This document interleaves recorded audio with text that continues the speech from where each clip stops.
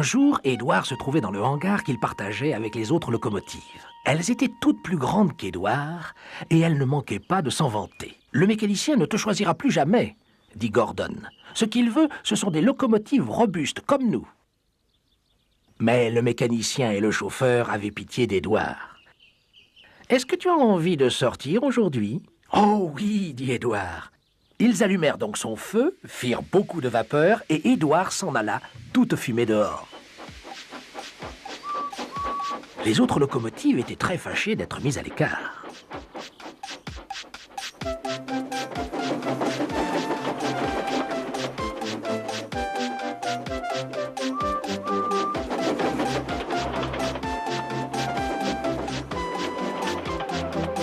Édouard travaillait dur toute la journée.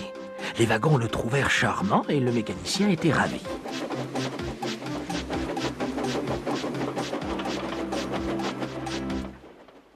Demain, je sortirai aussi, » dit Édouard aux autres locomotives ce soir-là. « Qu'est-ce que vous dites de ça ?» Mais il n'entendit pas leur réponse parce qu'il était tellement épuisé et heureux qu'il s'endormit comme une souche. Le lendemain matin, lorsqu'Édouard se réveilla, tout était pareil. Gordon continuait à se vanter. « Regarde-moi bien, mon petit Édouard. Quand je m'en irai avec le train express, je parie que tu n'en croiras pas tes yeux. Au revoir, petit Édouard, et ne me manque surtout pas cet après-midi. »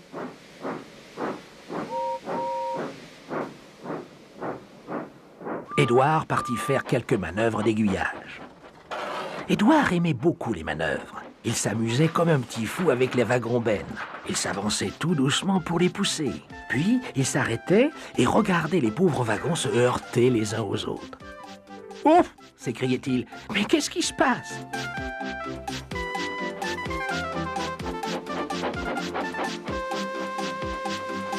Édouard jouait ainsi jusqu'à ce qu'il ne reste plus aucun wagon.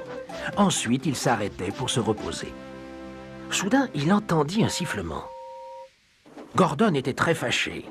Au lieu de jolis wagons bien brillants, il devait tirer de vilaines bennes toutes sales. « Un train de marchandises, un train de marchandises, un train de marchandises !» grommela-t-il. « C'est une honte, une véritable honte !» Édouard se mit à rire et partit chercher d'autres wagons-bennes. Mais les choses se corsèrent. « Gordon ne parvient pas à remonter la colline, » dit le porteur au mécanicien d'Édouard. « Tu veux bien emmener Édouard pour le pousser un peu ?»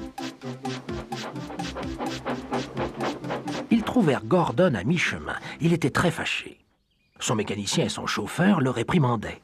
« Tu n'essaies même pas. »« Je n'y arrive pas, » dit Gordon. « Je me demande quelle locomotive pourrait bien tirer ces vieux wagons bruyants. » Le mécanicien d'Édouard vint à la rescousse. « On va le pousser un peu. »« C'est peine perdue, » dit Gordon. « C'est ce qu'on va voir, » répondit le mécanicien d'Édouard. Ils ramenèrent le train au bas de la colline. «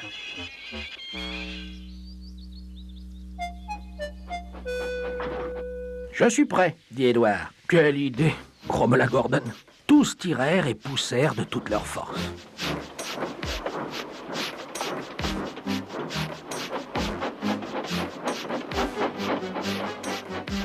Je n'y arrive pas, je n'y arrive pas, je n'y arrive pas !» fit Gordon en crachant sa fumée. « Je vais y arriver, je vais y arriver, je vais y arriver !» dit Édouard en crachant la sienne. Édouard poussa et cracha sa fumée encore et encore. Il poussa plus fort que jamais. Et en moins de temps qu'il n'en faut pour le dire, Gordon se retrouva au sommet de la colline. « J'ai réussi, j'ai réussi, j'ai réussi !» dit-il fièrement. Il avait déjà oublié Édouard et démarra sans prendre la peine de le remercier. Édouard demeurait loin derrière, complètement essoufflé. Il alla jusqu'à la gare suivante où il vit que le mécanicien et le chauffeur étaient très fiers de lui. Le chauffeur lui offrit un bon rafraîchissement, tandis que le mécanicien lui dit « Demain, j'irai chercher mes plus belles peintures pour te couvrir de bleu et de rayures rouges. Tu verras, tu seras la plus belle locomotive du hangar. »